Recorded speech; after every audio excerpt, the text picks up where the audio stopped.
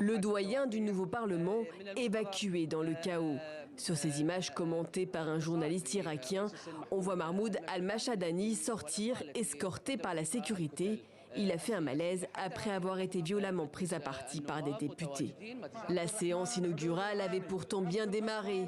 Les parlementaires avaient prêté serment 3 mois après les élections générales qui ont vu le parti du leader chiite Moqtada al-Sadr remporter plus d'un siège sur 5.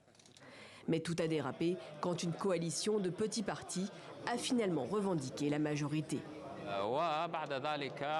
Plusieurs blocs ont soumis une liste de noms prétendant être le groupe le plus important.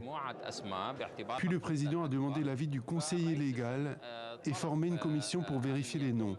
Des voix se sont élevées et ça finit comme vous avez vu. La séance est suspendue. À la reprise, les députés élisent le nouveau président du Parlement, un influent député sunnite comme le veut la tradition. Les parlementaires ont désormais 30 jours pour choisir le président de la République qui nommera à son tour un Premier ministre issu de la plus grande des coalitions. Et c'est bien là tout l'enjeu. Après avoir contesté en vain le résultat des élections, certains petits partis pro-Iran, membres de la coalition qui se dit aujourd'hui majoritaire, revendiquent donc l'apanage du choix du Premier ministre et avec des postes importants du gouvernement. Un privilège qui semblait acquis au groupe de Moqtada al-Sadr, grand opposant de Téhéran. L'inquiétude domine donc après une période post-électorale marquée par des violences et une tentative d'assassinat contre l'actuel Premier ministre.